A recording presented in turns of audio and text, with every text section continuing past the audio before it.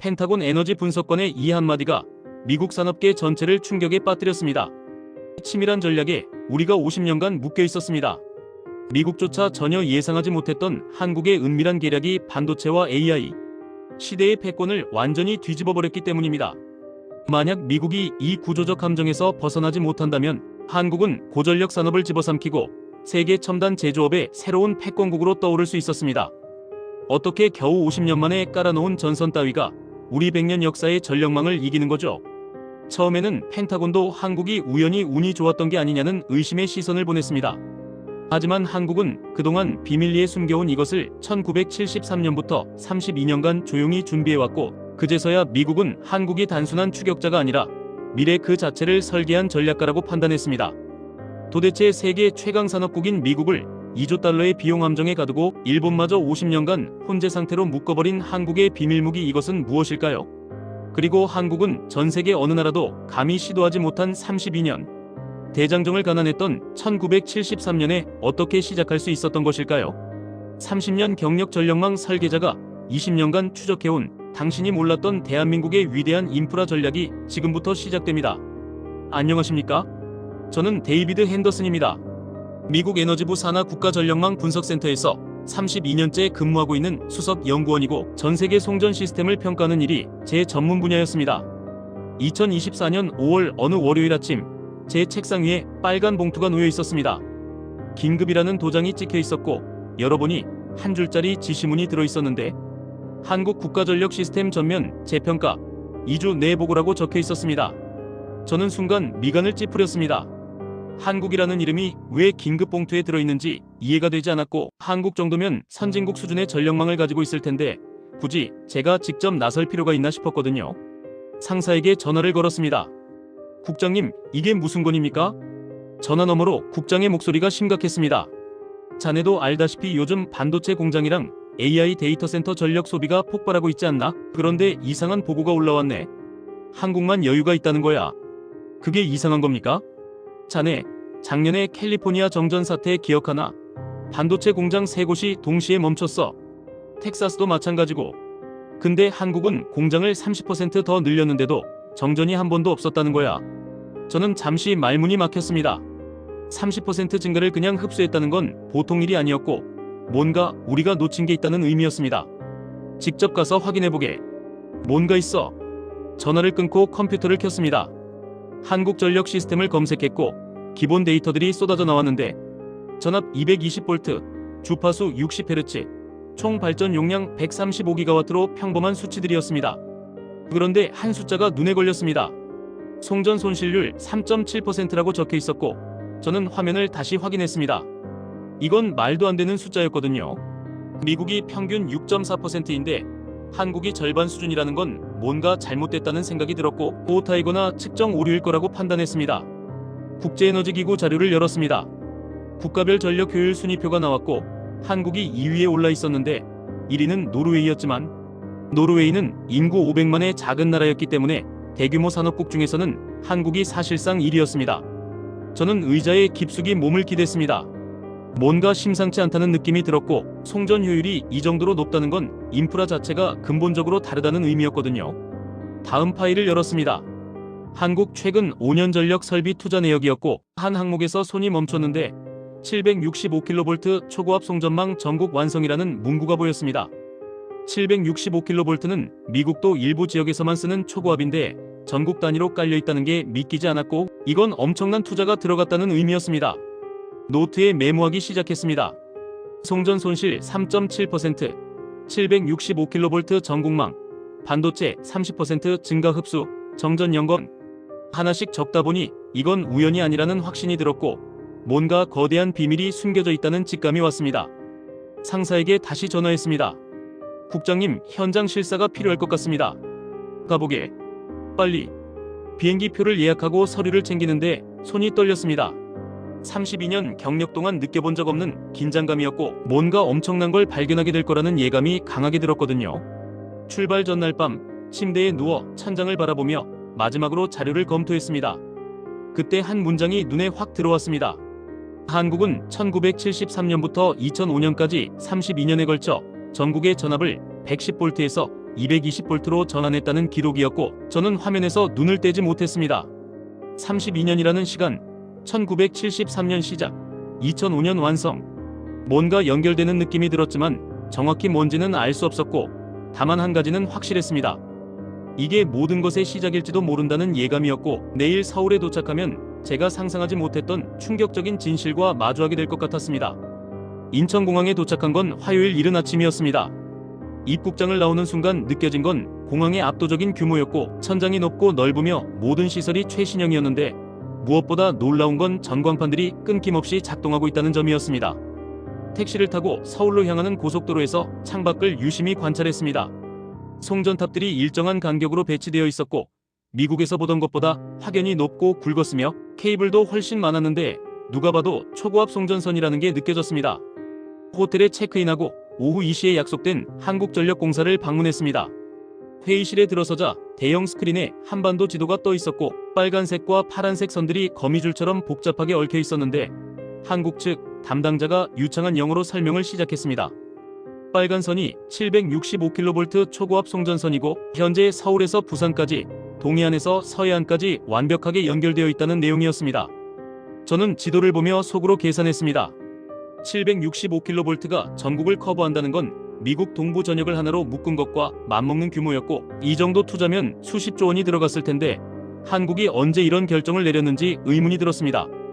화면이 바뀌며 실시간 전력 현황이 나타났습니다. 오후 2시 17분 기준 전국 전력 수요 82.3GW, 공급 가능, 이용량 135.8GW, 예비율 39.5%라는 숫자가 크게 표시되었습니다. 저는 노트를 떨어뜨릴 뻔했습니다. 39.5% 예비율이라는 건 미국으로 치면 상상할 수 없는 수치였고 우리는 10%만 넘어도 안정적이라고 평가하는데 한국은 거의 40%를 유지하고 있었습니다. 손에 땀이 났습니다. 다음 슬라이드가 나왔습니다. 최근 5년간 반도체 산업 전력 소비 추이라는 제목 아래 급격히 상승하는 그래프가 보였고 2019년 대비 2024년 현재 147% 증가했다는 빨간 숫자가 화면을 가득 채웠습니다. 147% 증가. 저는 순간 숨이 막혔습니다. 이건 거의 2.5배 수준인데 어떻게 전력망이 버텼는지 이해가 되지 않았고 미국 같으면 정전 사태가 연속으로 터졌을 상황이었습니다. 담당자에게 물었습니다. 어떻게 감당했습니까? 대답은 담담했습니다. 기존 인프라 효율화와 스마트 그리드로 충분히 대응 가능했고 추가 발전소는 장기 계획대로 진행 중이지만 긴급하게 필요한 상황은 아니라는 설명이었습니다. 저는 펜으로 노트에 적기 시작했습니다. 147% 증가 흡수, 예비율 40% 유지, 추가 발전소 불필요.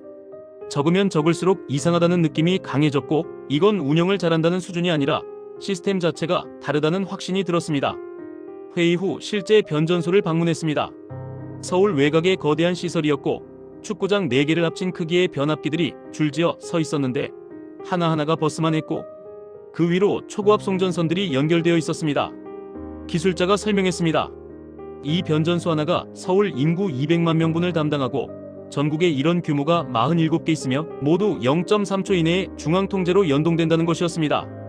0.3초라는 숫자에 저는 또 한 번 놀랐습니다.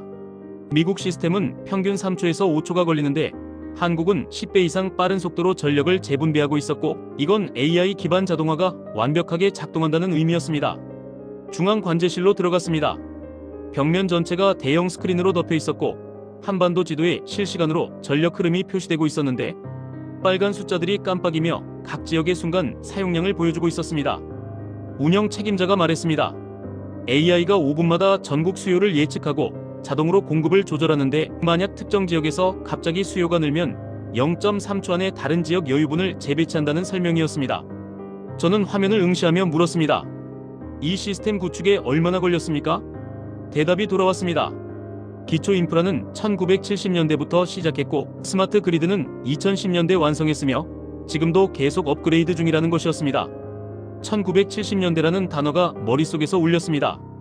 어제 본 자료가 떠올랐고 1973년 220V 전환 프로젝트가 바로 이 모든 것의 출발점이었다는 생각이 강하게 들었습니다.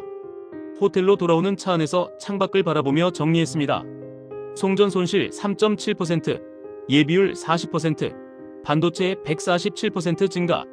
대응, 0.3초 재분배, 1970년대부터 준비. 이 숫자들은 절대 우연이 아니었고 누군가 오래전부터 치밀하게 설계했다는 명백한 증거였습니다. 하지만 여전히 핵심은 보지 못했다는 느낌이 들었고 진짜 비밀은 따로 있다는 직감이 강하게 왔습니다. 호텔방에서 노트북을 열고 임시 보고서를 작성하기 시작했습니다. 한국 국가전력 시스템은 예상을 뛰어넘는다고 첫 문장을 쓰고 손을 멈췄습니다. 이건 단순한 기술 평가로는 부족하다는 생각이 들었고 더 깊이 파고들어야 한다는 확신이 들었거든요. 내일은 발전소를 직접 방문하고 정부 연구원을 만나기로 되어 있었는데 거기서 결정적인 뭔가를 발견할 것 같다는 예감이 들었습니다. 창밖으로 서울의 야경이 보였습니다. 수백만 개의 불빛이 반짝이고 있었고 저 모든 빛이 세계에서 가장 효율적인 시스템 위에서 작동하고 있다는 사실이 새삼 놀라웠습니다. 하지만 진짜 충격은 내일 기다리고 있었고 제가 목격할 진실은 제 상상을 훨씬 뛰어넘을 것이었습니다. 수요일 아침 일찍 경기도의 대형 복합화력발전소로 향했습니다. 차로 1시간 거리였고 도착해보니 6개의 냉각탑이 하늘을 찌를 듯 솟아 있었는데 흰 증기가 구름처럼 피어오르는 광경이 압도적이었습니다. 발전소장이 직접 나와 안내를 맡았고 중앙 제어실로 들어가니 수십 개의 모니터가 벽면을 가득 채우고 있었는데 모든 데이터가 실시간으로 업데이트되고 있었습니다. 6개 발전기 총 발전량 4800메가와트라는 숫자가 중앙에 크게 표시되어 있었고 그 옆에 발전 효율 42.3%라는 수치가 보였습니다. 저는 순간 눈을 의심했습니다. 42.3%는 화력발전소로서는 말도 안 되는 효율이었고 일반적으로 35%에서 38% 사이인데 42%가 넘는다는 건 최첨단 기술이 적용되어 있다는 의미였습니다. 혹시 측정 오류 아닙니까? 제가 물었고 발전소장이 웃으며 대답했습니다. 저희도 처음엔 오류인 줄 알았는데 재측정을 3번 했고 초임기압 발전 방식과 폐열 회수 시스템 덕분이라는 설명이 이어졌습니다. 저는 노트에 빠르게 적었습니다. 발전 효율 42.3%, 3번 재확인, 초임기압, 폐열 회수. 그런데 한 가지 더 특이한 점이 눈에 들어왔습니다. 모니터 한쪽에 전국 실시간 송전 추적이라는 창이 떠 있었고 이 발전소에서 생산된 전기가 어디로 흘러가는지 실시간으로 보여주고 있었습니다. 서울 1203메가와트, 부산 982메가와트, 대구 651메가와트. 숫자들이 초 단위로 바뀌고 있었고 AI가 수요를 예측해서 자동 분배한다는 설명이 추가되었습니다. 발전기 현장으로 이동했습니다. 거대한 터빈이 회전하는 소리가 귀를 울렸고 안전모를 쓰고 내부로 들어가니 엄청난 열기가 얼굴을 때렸습니다. 터빈 옆에서 기술자가 외쳤습니다. 이 터빈 하나가 800메가와트를 생산하고 전국에 이런 규모가 287개 가동 중이며 모두 중앙통제와 연결되어 있다는 것이었습니다. 287개라는 숫자를 듣는 순간 제 머릿속에서 계산이 돌아갔습니다. 이 정도면 전국 어디서든 수요가 급증해도 즉시 대응 가능한 체제였고 지역별로 독립된 게 아니라 완전히 통합된 시스템이라는 의미였습니다. 밖으로 나와 송전탑을 올려다봤습니다. 765kV 초고압 송전선이 4갈래로 뻗어나가고 있었고 케이블이 일반 송전선보다 3배는 굵어 보였으며 하늘 높이 걸려있는 모습이 마치 거대한 동맥 같았습니다.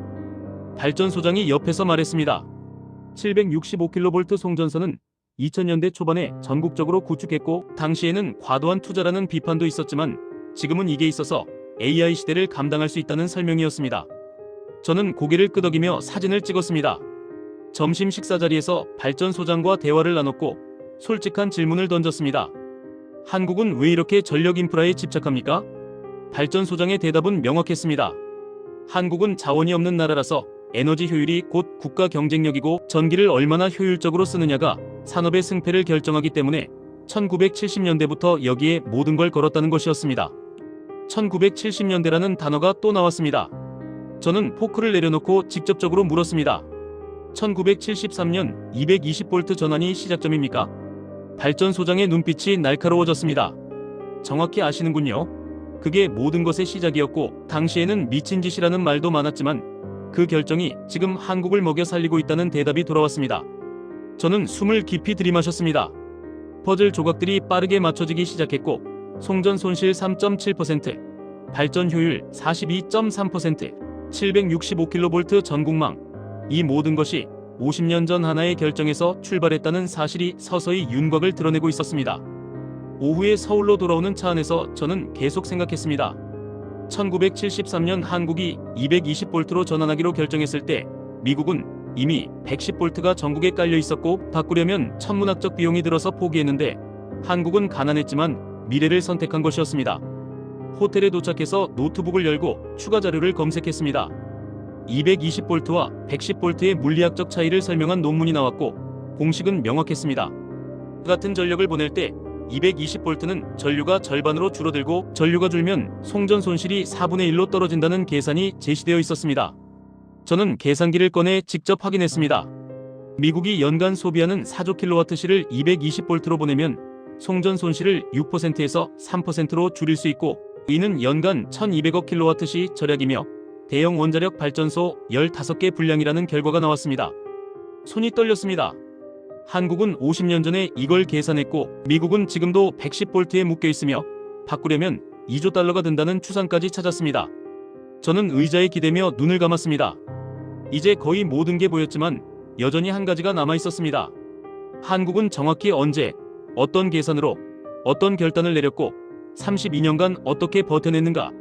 내일 정부 연구원과의 만남에서 그 마지막 퍼즐 조각이 드러날 것이고 그때 한국의 비밀 무기가 완전히 공개될 것이라는 확신이 들었습니다. 창밖으로 서울의 석양이 보였습니다. 도시 전체가 황금빛으로 물들고 있었고 저 모든 빌딩과 공장에서 작동하는 전기가 세계에서 가장 정교한 시스템 위에 흐르고 있다는 사실이 새삼 경이로웠습니다. 하지만 내일 제가 듣게 될 이야기는 이 모든 경이로움을 뛰어넘는 충격이 될 것이었고 그 충격은 제 보고서를 완전히 뒤바꿔 놓을 것이었습니다. 목요일 오전 강남의 한 고층 빌딩 20층 회의실에서 3명의 정부에너지 정책연구원을 만났습니다. 그들은 제가 궁금해하는 핵심을 정확히 알고 있는 듯했고 이미 준비된 프레젠테이션을 시작했습니다. 첫 슬라이드에 큰 제목이 떴습니다. 1973년 국가전력 대전환 프로젝트 50년 후를 설계한 결정. 연구원이 설명을 시작했습니다. 1973년 당시 한국은 1인당 국민소득 396달러의 최빈국이었지만 박정희 정부가 미래 50년을 내다보고 전격적인 결정을 내렸다는 것이었습니다. 다음 슬라이드로 넘어갔습니다. 110V 유지 시 예상 비용 대 220V 전환 비용이라는 제목 아래 두 개의 거대한 숫자가 나타났습니다. 110V 유지 30년 누적 손실 42조 원, 220V 전환 초기 투자 3조 4천억 원, 30년 누적 절감 68조 원. 그 순간 저는 숨이 멎었습니다. 순이익 64조 6천억 원이라는 계산이 빨간색으로 강조되어 있었고 이건 투자가 아니라 국가 운명을 바꾼 도박이었습니다. 저는 노트를 책상에 떨어뜨렸습니다.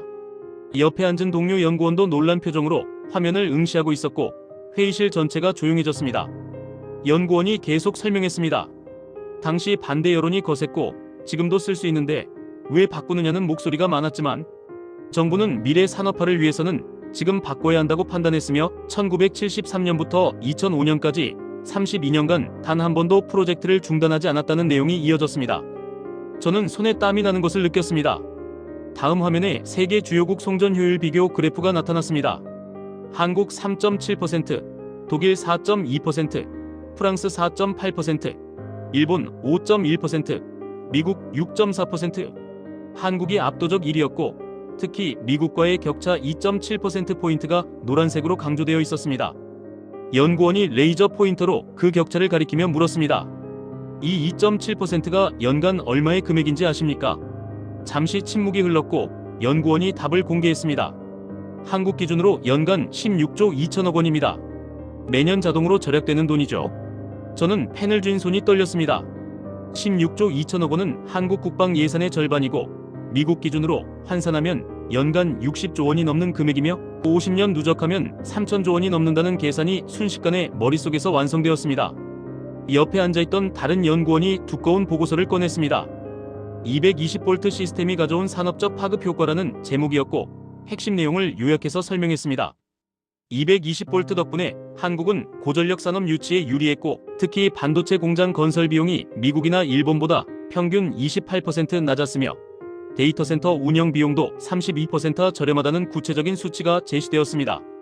저는 심장이 빠르게 뛰는 것을 느꼈습니다. 28%와 32%는 단순한 차이가 아니라 압도적인 경쟁 우위였고 이게 바로 최근 몇 년간 글로벌 기업들이 한국의 반도체 공장과 데이터 센터를 집중적으로 짓는 이유였던 것입니다. 연구원이 마지막 슬라이드를 띄웠습니다. 2024년 현재 한국 국가전력 경쟁력 종합평가라는 제목 아래 여러 지표가 나열되어 있었습니다. 송전 효율 세계 1위, 전력 공급 안정성 99.99%, 정전 시간 연평균 8.3분으로 세계 최저 신재생 에너지 통합 능력, 세계 3위, 스마트 그리드 기술 세계 2위. 그런데 한 숫자가 제 눈을 사로잡았습니다. 정전 시간 8.3분. 저는 순간 의자에서 일어섰습니다. 미국은 연평균 328분인데 한국이 8.3분이라는 건 40배 차이였고, 이건 산업 경쟁력의 근본적 격차를 의미했습니다. 연구원에게 물었습니다. 정말 8.3분이 맞습니까? 혹시 측정 오류는 아닙니까? 연구원이 고개를 저었습니다. 국제에너지기구가 공식 인증한 수치이고 지난 5년간 평균이며 작년에는 6.1분까지 낮아졌다는 대답이 돌아왔습니다. 저는 다시 자리에 앉으며 숨을 깊이 들이마셨습니다. 이제 모든 것이 명확해졌습니다. 한국의 비밀무기는 특별한 신기술이 아니었고 50년 전에 내린 단 하나의 올바른 선택이었으며, 그 선택을 32년간 흔들림 없이 실행한 집요함이었고, 그 결과로 얻은 압도적인 시스템 우위였습니다. 회의가 끝나고 엘리베이터를 타고 내려오면서 저는 멍한 상태였습니다. 32년 경력 동안 수십 개국의 전력 시스템을 분석했지만 이렇게 완벽한 장기 전략을 목격한 건 처음이었고, 더 놀라운 건 한국이 이 사실을 크게 홍보하지 않는다는 것이었습니다. 밖으로 나오니 서울의 오후 햇살이 눈부셨습니다. 거리 곳곳에 보이는 고층 빌딩과 반도체 회사 간판들이 새로운 의미로 다가왔고, 저 건물들 안에서 작동하는 모든 기계가 세계에서 가장 효율적인 전력 위에서 돌아가고 있다는 생각이 들었습니다. 택시를 타고 호텔로 돌아오는 길에 운전기사와 잠깐 대화를 나눴습니다. 한국 전기요금이 미국보다 저렴합니까? 산업용은 특히 싸다는 대답이 돌아왔고, 그래서 외국 공장들이 한국에 많이 온다는 말도 덧붙였습니다. 저는 창밖을 바라보며 고개를 끄덕였습니다. 퍼즐의 마지막 조각이 완벽하게 맞춰졌고 한국의 비밀무기는 이제 완전히 드러났습니다. 220V라는 선택, 64조 원의 미래 가치 계산, 32년간의 집요한 실행, 그리고 그 결과로 얻은 압도적 우위. 이것이 한국이 반도체와 AI 시대의 세계 최강국으로 떠오를 수 있었던 보이지 않는 무기였고, 미국을 포함한 어떤 나라도 이제는 따라잡을 수 없는 구조적 우위였습니다. 호텔방에서 노트북을 열고 본격적으로 긴급 보고서를 작성하기 시작했습니다. 제목을 적었습니다. 한국 국가전력 시스템의 전략적 우위, 미국이 직면한 2조 달러 함정. 첫 문장을 쓰기 시작했고 손가락이 자판 위에서 빠르게 움직였습니다. 한국은 50년 전 단 하나의 올바른 선택으로 21세기 첨단 산업의 패권을 손에 넣었고, 미국은 이미 그 경쟁에서 패배했다. 문장을 쓰면서 등골이 서늘해지는 느낌이 들었습니다. 이 보고서가 워싱턴에 제출되면 엄청난 파장이 일어날 것이 분명했고, 하지만 진실을 숨길 수는 없었습니다. 그리고 내일 제가 목격하게 될 현장의 실체는 이 보고서를 더욱 결정적으로 만들 것이었습니다. 토요일 오전 경기도 평택에 위치한 초대형 반도체 공장을 방문했습니다. 축구장 60개를 합친 크기의 건물이 눈앞에 펼쳐졌고, 보안 검색을 3번이나 거쳐 내부로 들어갔는데 이곳이 한국 첨단 산업의 심장이라는 게 느껴졌습니다. 엔지니어가 안내를 맡아 설명을 시작했습니다. 이 공장의 월간 전력 소비량이 약 180메가와트이고 이는 인구 15만 명의 도시가 쓰는 전력량과 맞먹는다는 것이었습니다. 관제실로 먼저 들어갔습니다. 대형 스크린에 실시간 전력 사용 현황이 표시되고 있었고, 어동 42메가와트, 비동 38메가와트, 시동 51메가와트로 숫자들이 초 단위로 바뀌고 있었습니다. 엔지니어가 한 가지 놀라운 사실을 알려주었습니다. 이 공장을 미국에 지으려고 초기 검토했을 때 전력 공급 문제로 포기했다는 것이고, 텍사스와 애리조나를 알아봤지만 안정적으로 180메가와트를 24시간 공급할 수 있는 지역을 찾기 어려웠으며, 설령 가능해도 비용이 한국보다 47% 더 높았다는 계산이 나왔습니다. 저는 손에 땀이 났습니다. 47% 차이는 단순한 비용 문제가 아니라 산업 경쟁력 자체가 무너지는 수준이었고, 전력 비용이 거의 절반 차이 나면 제품 원가에 직접적인 영향을 미치기 때문입니다. 클린룸으로 이동했습니다. 방진복을 입고 에어샤워를 거쳐 내부로 들어가니 수백 대의 장비가 정밀하게 작동하고 있었고, 한쪽에 EUV 노광 장비가 설치되어 있었는데 이 장비 하나가 15메가와트를 소비한다는 설명이 나왔습니다. 엔지니어가 중요한 정보를 추가했습니다. EUV 장비는 전압 변동에 극도로 민감해서 0.1%만 흔들려도 수율이 떨어지는데, 한국은 전력 품질이 워낙 안정적이라서 걱정이 없고, 실제로 이 공장의 수율이 글로벌 평균보다 12% 높은 이유 중 하나가 안정적인 전력 공급 때문이라는 것이었습니다. 12% 수율 차이. 저는 순간 계산을 했습니다. 반도체 산업에서 수율 1%가 수백억 원의 가치를 갖는다는 걸 생각하면 12%는 천문학적 금액이었고, 이게 바로 한국 반도체 기업들이 세계 시장을 석권하는 숨은 이유였습니다. 관제실로 돌아와 추가 자료를 받았습니다.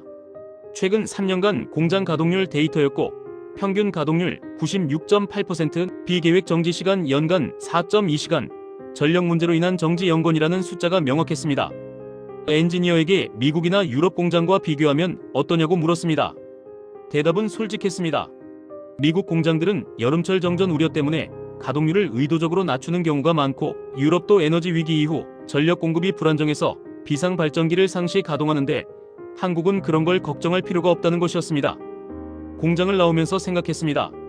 이게 바로 한국이 반도체 산업에서 압도적 경쟁력을 갖게 된 진짜 이유였고, 기술력만이 아니라 인프라가 완벽하게 뒷받침하고 있었던 것입니다.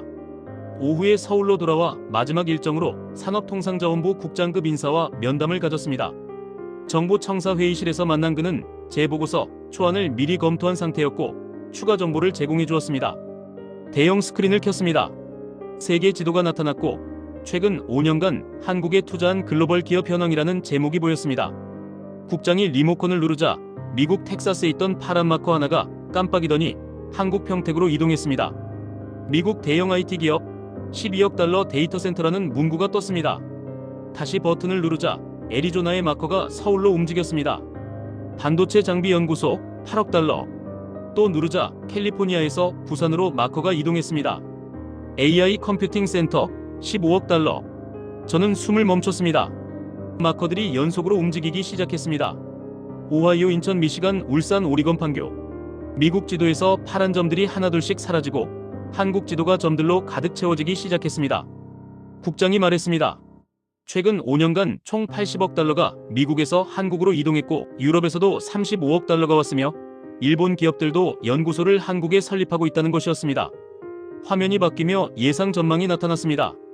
2024년부터 2030년까지 예상 투자액이라는 제목 아래 거대한 숫자가 떠올랐습니다. 총 2,400억 달러.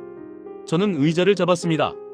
2,400억 달러면 우리 돈으로 약 320조 원이고, 이는 한국 1년 GDP의 20%에 해당하는 금액이었습니다. 국장이 계속 설명했습니다. 한국 정부는 2030년까지 AI 데이터 센터 특화 전력망 구축에 15조 원을 투자하고, 목표는 전 세계 AI 컴퓨팅 용량의 20%를 한국에 유치하는 것이며, 이미 주요 글로벌 기업들과 양해각서를 체결했다는 야심찬 계획을 밝혔습니다. 저는 그 숫자를 듣고 전율이 일었습니다. 20%면 미국 다음으로 세계 2위 규모였고, AI 시대의 패권을 노리는 전략이 명확했습니다. 면담을 마치고 나오면서 국장이 마지막으로 한마디 했습니다. 한국이 50년 전에 미래를 선택한 것처럼 지금도 50년 후를 준비하고 있고, 220V가 20세기 산업화의 기반이었다면 AI 특화 전력망은 21세기 디지털 패권의 기반이 될 것이라는 확신에 찬 말투였습니다. 저는 고개를 숙여 인사하고 건물을 나왔습니다. 서울의 저녁 거리는 활기찼고, 명동 거리를 걸으며 주변을 둘러봤는데, 저 많은 사람들이 자기 나라가 가진 이 엄청난 경쟁력을 얼마나 인식하고 있을까 하는 생각이 들었습니다.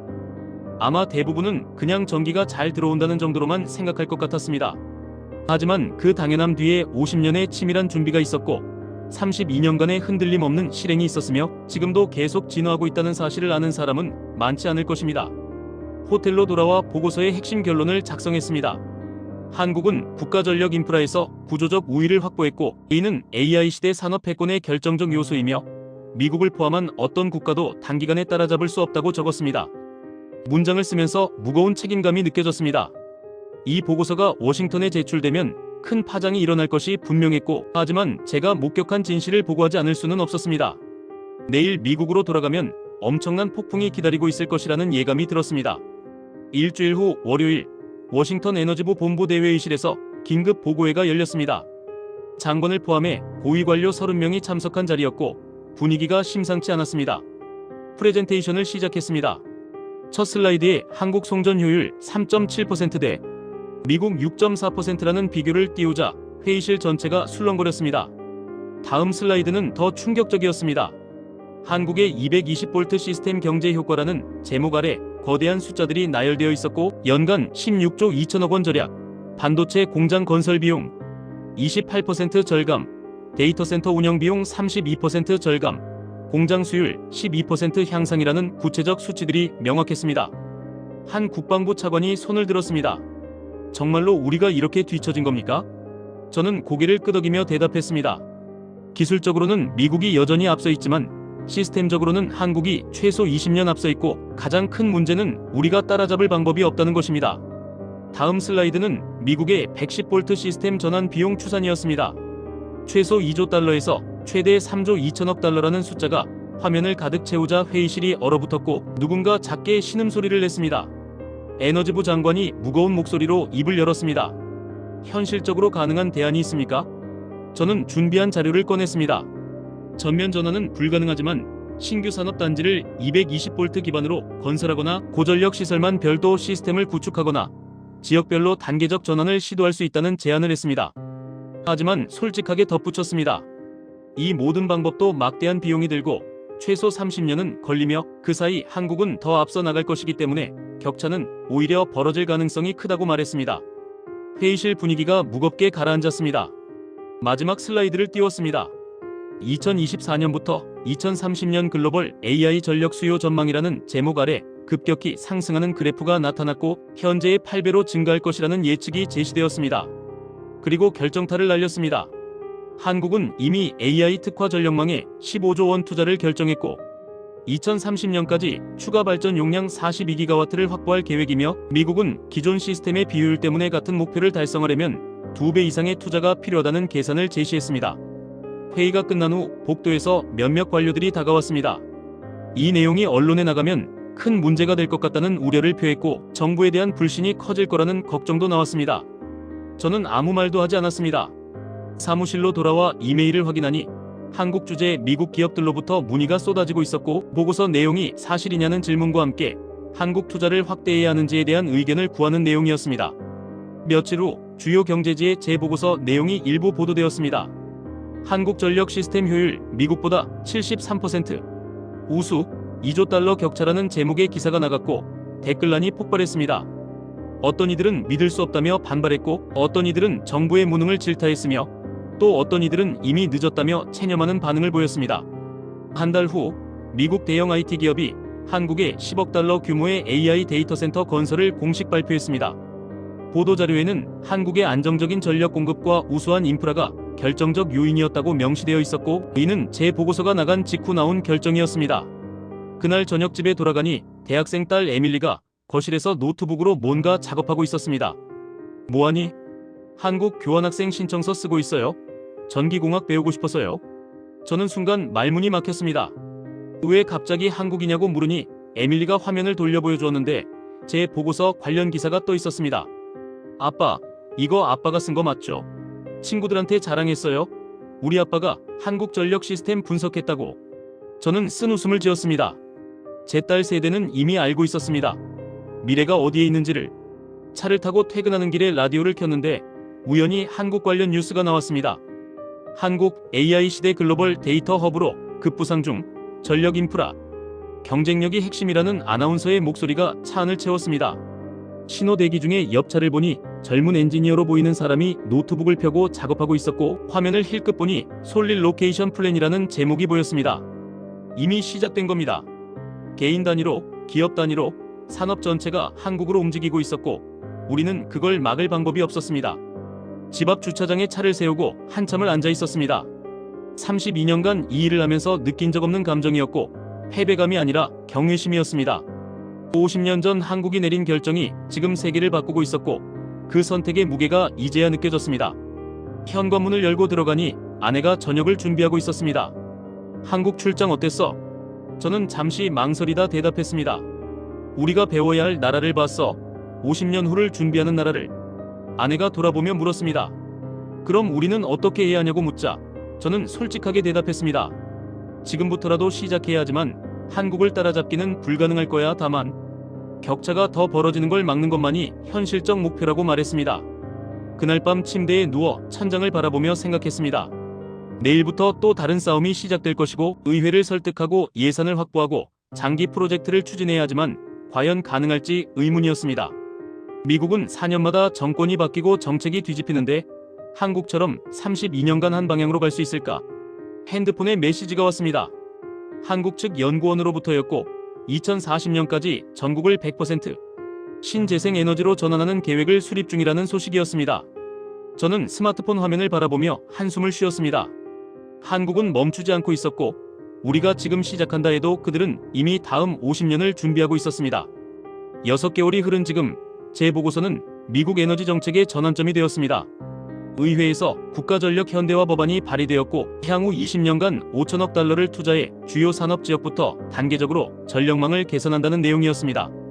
한국에 220V 시스템을 전면 도입할 수는 없지만 신규 산업단지만이라도 고효율 전력망을 구축하자는 타협안이었고 이마저도 격렬한 논쟁 끝에 겨우 통과되었습니다. 저는 이 프로젝트의 수석자문위원으로 임명되었고 한국을 다시 방문해 기술 협력을 논의하는 자리에 참석했습니다. 12월 초 서울은 추웠습니다. 강남의 한 호텔 대회의장에서 한미 양국 전문가 60여 명이 모였고 한국 측은 자신들의 50년 경험을 기꺼이 공유하겠다는 입장을 밝혔습니다. 회의 중 한국 측 대표가 의미심장한 말을 했습니다. 1973년 한국이 220V 결정을 내릴 때 미국 전문가들의 자문을 많이 받았고 당시 미국 기술자들은 220V로 가는 게 맞다고 조언했지만 정작 미국은 실행하지 못했으며 이제 한국이 그 경험을 돌려줄 차례라는 것이었습니다. 저는 그 말을 듣고 묘한 감정이 들었습니다. 50년 전 우리가 알면서도 못했던 것을 한국이 해냈고 이제 우리가 그들에게서 배워야 하는 상황이 된 것입니다. 회의 후 휴식 시간에 한국 측 원로 기술자와 개인적으로 대화를 나눴습니다. 솔직히 한국이 이렇게 성공할 줄 알았느냐고 물으니 그는 웃으며 대답했습니다. 1973년 당시에는 아무도 몰랐고 반대 여론도 엄청났으며 32년간 정권이 7번 바뀌는 동안에도 프로젝트가 지속된 게 기적이라는 것이었습니다. 그가 덧붙였습니다. 성공 비결이 있다면 장기적 관점을 잃지 않았다는 것이고 정치가 바뀌어도 국가 인프라는 계속 가야 한다는 공감대가 있었으며 당대가 아니라 다음 세대를 위해 투자한다는 원칙이 있었다고 말했습니다. 저는 그 원칙이 부러웠습니다. 오후에 다시 판교의 대형 AI 데이터 센터를 방문했습니다. 엔비디아 최신 GPU 2만 개가 설치된 시설이었고 전력 소비량이 250메가와트라는 설명을 들었는데 중소도시 하나가 쓰는 전력량이었지만 한국 전력망은 끄떡없이 공급하고 있었습니다. 관리자가 말했습니다. 전력 문제로 작업이 중단된 적이 단 한 번도 없고 같은 회사가 미국 오리건주에도 비슷한 시설을 운영하는데 거기는 여름철마다 전력 부족으로 가동률을 70%로 낮춰야 한다는 것이었습니다. 저는 고개를 끄덕였습니다. 이게 바로 AI 시대 국가 경쟁력의 실체였고 아무리 뛰어난 기술이 있어도 전력이 뒷받침되지 않으면 무용지물이라는 냉정한 현실이었습니다. 저녁에 한국 측 인사들과 함께 식사 자리를 가졌습니다. 비공식적인 자리였고 그 원로 엔지니어가 술잔을 들며 말했습니다.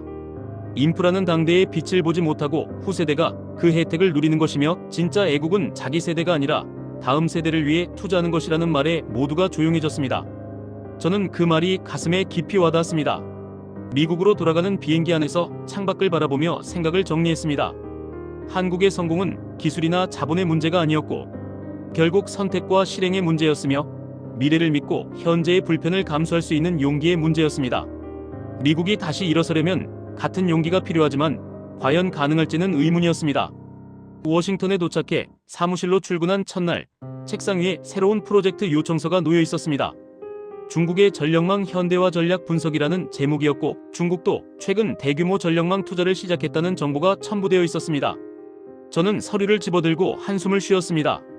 세계는 빠르게 움직이고 있었고 한국뿐 아니라 중국도 미래를 준비하고 있었으며 정작 우리는 과거에 갇혀 허우적대고 있었습니다. 그날 오후 저는 에너지부 장관에게 최종 의견서를 제출했습니다. 핵심 내용은 명확했습니다. 한국은 50년 전 올바른 선택을 했고 32년간 실행했으며 그 결과 AI 시대의 승자가 되었고 미국은 뒤늦게 시작했지만 지금이라도 움직이지 않으면 격차는 더 벌어질 것이며 향후 20년이 마지막 기회라고 적었습니다. 그리고 마지막 문장을 추가했습니다. 국가 인프라는 정치를 초월해야 하고 단기 성과가 아닌 장기 비전으로 접근해야 하며 한국의 사례가 그것을 증명했다고 강조했습니다. 보고서를 제출하고 사무실 창가에 섰습니다. 포토맥 강 너머로 석양이 지고 있었고 32년간의 제 경력이 주마등처럼 지나갔습니다. 수많은 나라의 전력망을 분석했지만 한국만큼 명확한 비전과 실행력을 가진 사례는 처음이었고 그들의 성공이 단순한 운이 아니라 치밀한 계획의 결과였다는 것을 확인했습니다. 핸드폰에 메시지가 왔습니다. 한국 측 연구원으로부터였고 2045년까지 핵융합 발전 상용화를 목표로 한다는 소식이었습니다. 저는 스마트폰 화면을 바라보며 쓴웃음을 지었습니다. 한국은 멈추지 않고 있었고 220V가 20세기의 선택이었다면 핵융합은 21세기의 새로운 도전이었으며 그들은 또다시 미래를 향해 달려가고 있었습니다. 저는 창밖을 바라보며 중얼거렸습니다. 한국의 진짜 힘은 기술이 아니라 미래를 믿는 능력이고 현재의 불편을 감수하며 다음 세대를 위해 투자하는 용기이며 그 선택을 끝까지 실행하는 집요함이라는 것을 이제 확실히 알게 되었습니다. 그리고 그것이야말로 어떤 기술보다 강력한 국가 경쟁력이라는 사실도 깨달았습니다. 책상 위에 딸 에밀리가 보낸 사진이 있었습니다. 한국 교환학생 합격 통지서였고 내년 봄 서울대학교 전기공학과에서 1년간 공부하게 되었다는 메시지가 함께 있었습니다. 저는 사진을 들여다보며 미소를 지었습니다. 다음 세대는 이미 답을 알고 있었고 미래가 어디에 있는지 정확히 보고 있었습니다. 그날 밤 집으로 돌아가 에밀리에게 말했습니다. 한국에 가거든 한강공원을 걸어봐. 70년 전 전쟁의 최전선이었던 그 강이 지금은 세계에서 가장 역동적인 도시의 중심이 되었거든. 그리고 그 변화가 어떻게 가능했는지 직접 느껴봐.